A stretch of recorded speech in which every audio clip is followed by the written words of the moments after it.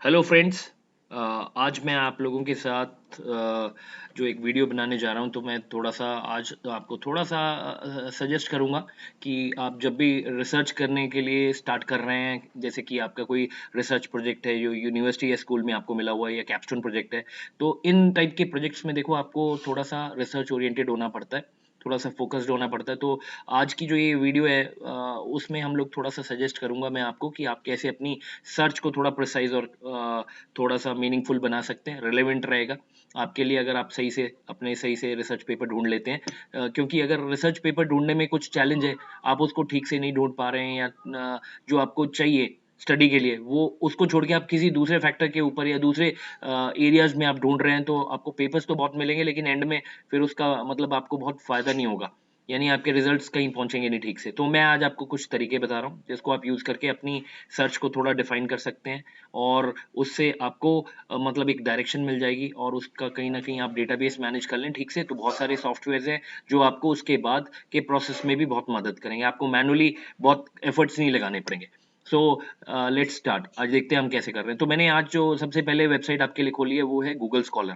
Okay, आप आराम से कहीं पे भी गूगल सर्च में जाके गूगल स्कॉलर करके आप देख लीजिए, एक वेबसाइट है ना? आप इस वेबसाइट पे जब भी जाएँगे, देखिए आप मैं आपको बता रहा हूँ कि इस टाइम मेरे पास मल्टीपल अकाउंट्स हैं जिसके थ्रू मैंने लॉगिन किया हुआ है। तो बट मैं चाहता हूँ कि मेरा ये वाला पर्टिकुलर अकाउंट है जिस पे ये यूज़ हो जाए। देखिए प्रोफ़ाइल फ़ोटो चेंज हो गई है, तो इससे क्लियर हो रहा है कि अब मैं अपना काम शुरू कर सकता हूँ। देखो मुझे अभी यहाँ पे एक चीज़ बहुत इम्पोर्टेंट है, आप सबको पता होना चाहिए कि आपके जो रिसर्च एरिया जिसको आप फ़ोकस कर रहे हो, उस पे आपके कुछ कीवर्ड्स होते हैं।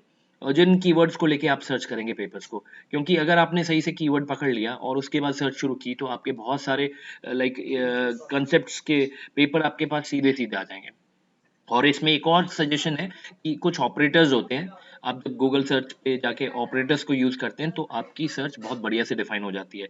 अब कोशिश करेंगे, देखते हैं उसको भी अगर कर पाएँ तो, है ना? तो मैं अभी जैसे मैं आपके लिए मैंने जस्ट अभी 2 मिनट पहले ये सर्च किया था, इंडस्ट्री 4.0 सप्लाई चेन, ये एक टॉपिक है, इसके ऊपर मैं रिसर्च पेपर ढूँढने की कोशिश कर रहा हूँ। देखिए, जैसे ही मैंने इंडस्ट्री 4.0 सप्लाई चेन डाला है, मेरे पास 2,14,000 रिज़ल्ट्स आए हैं। कितनी? 0.05 सेकंड्स में, इतने कम टाइम में मेरे पास कितने सारे पेपर आ गए देखो, है ना? तो इसमें से देखें कुछ चीज़ है कि जो हमें समझनी है कि एक पेपर जो है उसके नाम, टाइटल यहाँ से आप देख सकते हैं।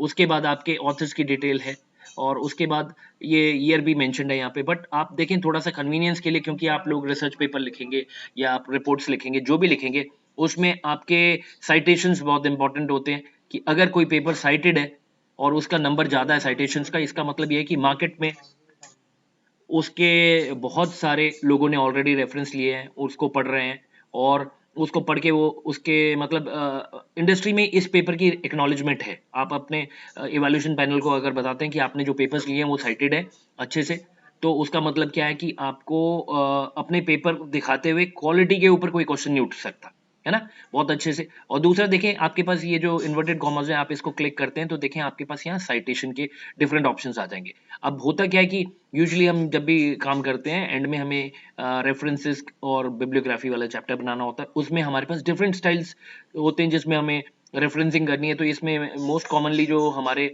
यहाँ पे हमारी यूनिवर्सिटी में चल रहा है वो है एपीए स्टाइल। तो आप एपीए स्टाइल को यूज कर सकते हैं, या और कोई भी स्टाइल जो आपको चाहिए उसको यूज करके, मतलब आपको कुछ करना नहीं है, बस यहाँ से कॉपी कर लीजिए, कंट्रोल सी, और वर्ड में ले जाके कहीं पे भी जहाँ पे अभी जैसे मैं एक एक्सेल फाइल खोल रहा हूँ, उसमें मैं यहाँ ले जाके उसको कंट्रोल वी पेस्ट कर दे रहा हूँ ना, मतलब आपका जो वो पर्टिकुलर रेफरेंस है वो आपका रेडीमेड आपके पास आ गया है। ठीक है, तो ये आपके पास पहला फीचर है मैं जिसकी बात कर रहा हूँ, कि आप इसकी एपीआई रेफरेंसिंग यहाँ से कर सकते हैं। दूसरा, क्वालिटी ऑफ पेपर के लिए आप साइटेशन देख सकते हैं। अब अगली चीज पे हम चलते हैं।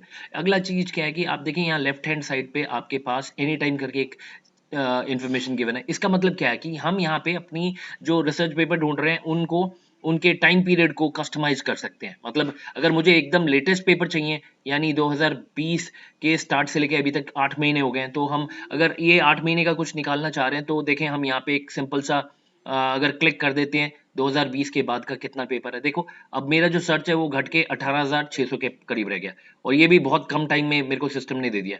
इसमें भी देखें एक ही साल के अंदर साइटेशंस हैं, तो कोई 16 है, कोई 25 है, तो आपको क्या करना है, बेसिकली आपने अपने टाइटल को ध्यान में रखना है, क्योंकि टाइटल की थोड़ी-सी भी वेरिएशन की वजह से पेपर्स के नंबर बढ़ जाएँगे।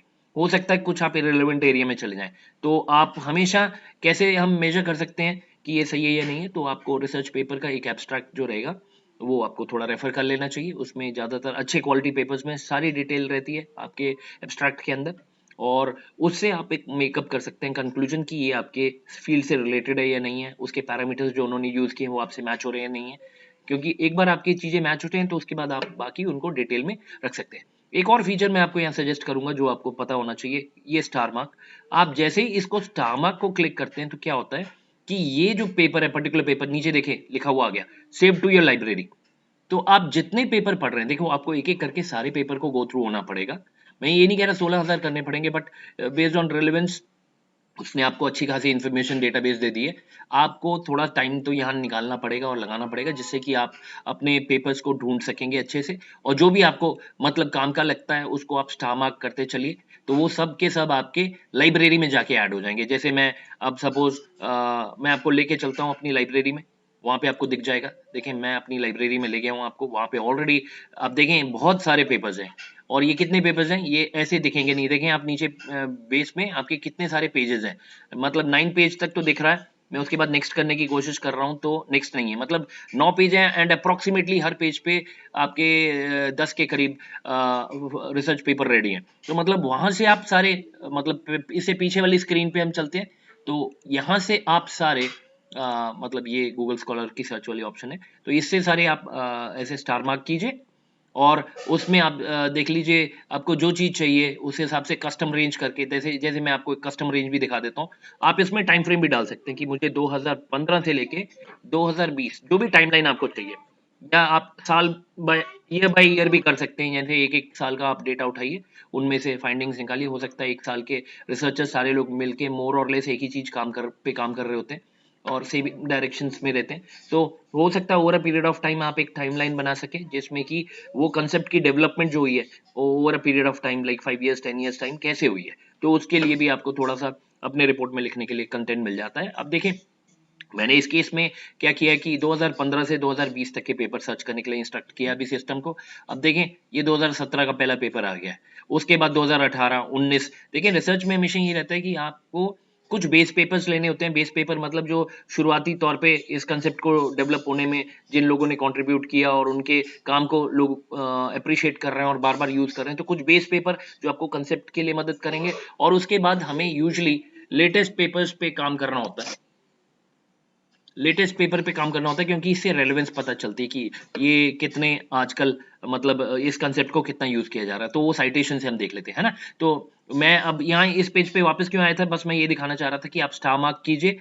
स्टार मार्क करके जैसे ही आपके ये पेज सपोज़ पेपर खत्म हो जाता है, ये पर्टिकुलर पेज, तो आप अपना पेज चेंज कर लीजिए। मतलब आप सर्च पेज पे आप पेज बाय पेज आप क्रॉस करते जाएँगे, और जो-जो रेलेवेंट है आप उनको स्टार मार्क करते जाएँगे। उससे क्या होगा कि वो सब के सब आपके लाइब्रेरी में जाके ऐड हो जाएँगे। और जब आप अपनी माई लाइब्रेरी में जाते हैं तो देखें बहुत टाइम आपको एक्सेल ग्रेड्स वगैरह बनानी पड़ती है। तो मैं देखिए हमारे इस पे करीब 10 के करीब तो मिनिमम होने चाहिए आर्टिकल। मैंने यहाँ पे एक चेक बॉक्स बना हुआ है, उसमें टिक मार दिया। तो उसमें क्या होगा, अब देखिए मेरे पास डाउनलोड की ऑप्शन आ रही है। मैं इसको एक्सपोर्ट कर सकता हूँ, डिलीट भी कर सकता हूँ, बट मैं यहाँ पे एक्सपोर्ट करना चाह रहा हूँ। तो जैसे ही मैंने एक्सपोर्ट करने की ऑप्शन दी, तो ये BibTeX, and note, reference manager, CSV, ये 4 ऑप्शंस दे रहा है। किसी से भी आप इसको डाउनलोड कर सकते हैं। तो मैं अभी ईज़ के लिए, क्योंकि ये बिबटेक्स एक अगेन ये फाइल कई-कई सॉफ्टवेयर्स में चाहिए होती है। एंड नोट भी एक टाइप की फाइल है, रेफरेंस मैनेजर भी, रेफरेंस मैनेजर लाइक अलग टाइप के सॉफ्टवेयर्स में यूज़ हो रही है। तो जिस टाइप की सॉफ्टवेयर की रिक्वायरमेंट है उस टाइप से आप फाइल डाउनलोड कर सकते हैं। मैं अभी खाली सीएसवी फाइल डाउनलोड करके दिखाता हूँ आपको। तो मैंने जैसे ही उसको क्लिक किया सीएसवी फाइल के लिए, नीचे देखिए यहाँ पे मेरी एक फाइल डाउनलोड हो रही है। तो मैं उसको जब क्लिक करके खोलने की कोशिश कर रहा हूँ, तो देखें अब कहीं न कहीं ये जो पर्टिकुलर फाइल है वो खुल गई आपके सामने। अब मैं इसको थोड़ा-सा एलैबोरेट कर दे रहा हूँ। देखें, पहले में ऑथर्स आ गए हैं। मेरे को कहीं से कोई कॉपी करने की ज़रूरत नहीं पड़ रही है। दूसरे में मेरे पास लाइक टाइटल आ गया है पेपर का। Now let me make it clear. उसके बाद मेरे पास पब्लिकेशन किस एजेंसी के अंडर ये पब्लिकेशन हुई है, वॉल्यूम नंबर आ गया है। वॉल्यूम नंबर उसके बाद अगेन एक अनदर नंबर है, ऐसे ही नंबर ही है कुछ, वो निकल आया, पेज नंबर है मेरे पास, ईयर ऑफ पब्लिकेशन है, पब्लिशर है। तो ये सारी इन्फॉर्मेशन यूजुअली एक रिसर्चर एक स्कॉलर से पूछी जाती है कि आपने जो-जो पेपर किए हैं उनको आप एक्सेल ग्रिड में बना के दें। तो इस तरीके से आपका बहुत हद तक का जो हार्ड लेबर वाला काम है, वो आपका एक स्मार्ट वर्क से खत्म हो जाता है। बट एक ही चैलेंज है इसमें कि आपको एक टाइम पे वही 8 से 10 पेपर्स जो उस पर्टिकुलर पेज पे दिख रहे हैं वही निकलेंगे, है ना? तो आप देखें इसमें एक और चीज़ है जो मैं बताना चाहूँगा कि इसमें आपके पास जब हम वापस अपने नॉर्मल सर्च में जाते हैं, तो देखें इसमें ये क्या दिखा रहा है कि ये जो पहला पेपर है ना, अगर आप इसको डाउनलोड करने की कोशिश करेंगे तो यहाँ रिसर्च गेट से आपको ये पेपर सीधा-सीधा मिल जाएगा। कभी-कभी क्या होता है जब आप इन पेपर्स को ढूँढने की कोशिश करते हैं, जैसे ये साइंस डायरेक्ट वाला पेपर है, तो इसको मैं जैसे ही क्लिक करने की कोशिश करता हूँ, तो ये मुझे एक ऐसे पेज पे ले जाएगा, वेब पेज पे ले जाएगा जो साइंस डायरेक्ट डेटाबेस से कनेक्टेड है। इसमें मुझे ये पेपर के कांसेप्ट के बारे में बताएगा, मुझे इसका एब्स्ट्रैक्ट बताएगा और उसके बाद ये कभी ऑप्शन देगा आप डाउनलोड कर सकते हैं, कभी ऑप्शन हो सकता है अगर ये फ्रीली अवेलेबल नहीं है तो ये एक्सेस नहीं देगा और आपको यहाँ पे एक प्राइस टैग दे देगा कि आपको इतने पैसे देने पड़ेंगे। तो दोस्तों अभी मैं ज़्यादा नहीं कहूँगा, बस इतना ही बताऊँगा कि ये डीओआई नंबर है, ये आपके पेपर का डीओआई नंबर है। कभी-कभी जब आपका पेपर आपको एक्सेसिबल नहीं है, तो आप इसका डीओआई नंबर रेफ़रेंस के लिए नोट करके रख सकते हैं, क्योंकि हम आपके पेपर को कहीं से भी ट्रैक कर सकते हैं, उसके लिए आपको डीओआई नंबर चाहिए होता है। ठीक है? तो आप एब्स्ट्रैक्ट से पढ़ के, कीवर्ड्स वगैरह देख के आप एक अंडरस्टैंडिंग बना सकते हैं कि क्या आप राइट डायरेक्शन में जा रहे हैं। अगर आपके कीवर्ड्स इनसे मैच नहीं कर रहे हैं, तो एक्चुअली ये लोग इंडस्ट्री में काम कर रहे हैं, तो इनके कीवर्ड्स ज़्यादा एप्रोप्रिएट है।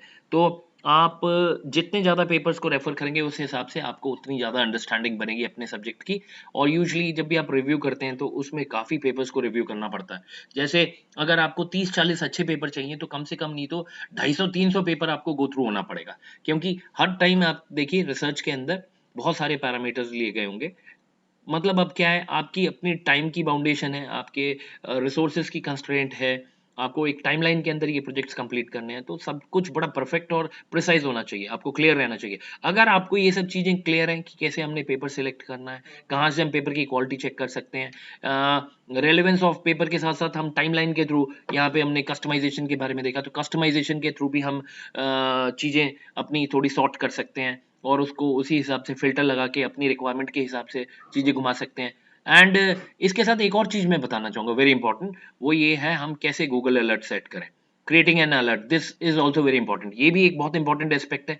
देखिए, अब मुझे चाहिए कि मुझे इंडस्ट्री में कहीं पे भी कुछ हो रहा है, जो कि चाहे एक न्यूज़पेपर आर्टिकल हो या कोई रिसर्च पेपर में कोई आर्टिकल छप रहा हो, मुझे उसकी फीडबैक चाहिए रेगुलरली अपने अकाउंट में, तो कैसे कर सकते हैं?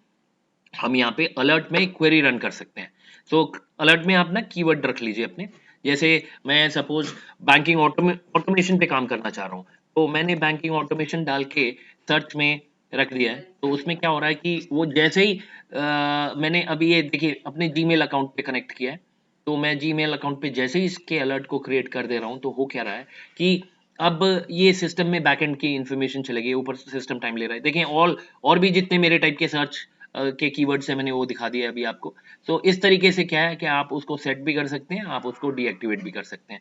अब देखें बैंकिंग ऑटोमेशन मैंने किया था, ये से सर्च प्रोसेस में सर्वर में सेव हो गया। अब मैं इसको कैंसल आउट कर रहा हूँ, कैंसल करने का मतलब अब ये हट जाएगा। तो आप अपनी मर्ज़ी से इसको ऐड भी कर सकते हैं और डिलीट भी कर सकते हैं। अभी मेरा पर्सपेक्टिव यहाँ आपको बताने का क्या था कि आप कैसे बिना एफर्ट लगाए बहुत सारी इन्फॉर्मेशन कलेक्ट कर सकते हैं और आपको बैठे-बैठे आप अपने मेल बॉक्स में डेली के मेल्स आ जाएँगे, आप डेली, वीकली जैसे भी लेना चाहें आप कस्टमाइज़ कर सकते हैं अपनी रिक्वायरमेंट के हिसाब से और जो भी मेल्स आपको आएँ, उसको आप एक बार जस्ट गो थ्रू हो जाइए। उसमें जो आपको रेलेवेंट लगे, उसको एक फ़ोल्डर में रख लीजिए, नहीं तो आप उसको डिलीट करते जाइए। क्योंकि मेल बॉक्स हमेशा भर जाएगा इस टाइप की मेल से। तो इसमें यही चैलेंज है कि जैसे ही आपने अलर्ट लगाया, सिस्टम ने अपना काम करना शुरू कर देना है। दुनिया में कहीं पे भी आपके टॉपिक पे कोई काम हो रहा है, कोई न्यूज़ आर्टिकल है, इंडिया में बाहर या कहीं पे भी, तो उन सबको वो सेव कर के आपके मेल बॉक्स में डालना शुरू कर देंगे। तो ये बहुत इंपॉर्टेंट है रिसर्चर के लिए कि एक कंटीन्यूअस ट्रैक रखना चाहिए उसे कि मार्केट में उसके टॉपिक पे क्या चल रहा है। तो ये आज का हमारा जो वीडियो था, उसमें मैंने आपको एपीए साइटेशन के बारे में बता दिया। आपको स्टार मार्क और लाइब्रेरी में ऐड करने का ऑप्शन बता दिया है, मैंने आपको कस्टमाइजेशन के लिए सजेशन दे दिया है और एक गूगल अलर्ट करने के लिए मैंने बताया। और दूसरा मैंने ये बताया था कि कभी-कभी आप जब पेपर डाउनलोड कर रहे हैं तो सीधा-सीधा वो आपको पेपर डाउनलोड करके ही दे देगा, और कभी-कभी आपको जैसे साइंस डायरेक्ट वाले कुछ पेपर्स हो सकते हैं जो कि लाइक पब्लिक डोमेन में अवेलेबल नहीं है, तो वो आपको रिस्ट्रिक्शन दे देंगे कि आप इसको डाउनलोड नहीं कर सकते, बट एक ओवरव्यू आप एब्स्ट्रैक्ट का ले सकते हैं। तो इसके साथ मतलब अब जो मोटा-मोटा हमारा कंटेंट है, मैं उसको वाइंड अप करूँगा। और एक ही चीज़ कहूँगा, जब भी आप रिसर्च कर रहे हैं तो टाइटल भी बहुत इंपॉर्टेंट है। इसके लिए मैं नेक्स्ट एक और वीडियो बनाऊँगा, जिसमें आपको मैं टाइटल से रिलेटेड कुछ इन्फॉर्मेशन शेयर करूँगा, है ना? सो होप आपको ये वीडियो पसंद आएगी, तो आप इसको लाइक करें और अपने दोस्तों को शेयर करें, क्योंकि बहुत सारे बच्चे ऐसे होते हैं जिनको कि रिसर्च का पता नहीं होता है और उनको रिसर्च प्रोजेक्ट्स लिखने होते हैं। और जब वो किसी पे डिपेंडेंट होते हैं तो दोस्त लोग जो भी उनको कहते रहते हैं वो उसी हिसाब से करते हैं। तो मुझे लगता है सही दोस्त बन के हमें उनको ठीक से सजेस्ट करना चाहिए और ये वीडियो ज़रूर रिकमेंड करना चाहिए। होप आपको ये वीडियो पसंद आएगा, है ना? लाइक कीजिए और शेयर कीजिए। Thank you.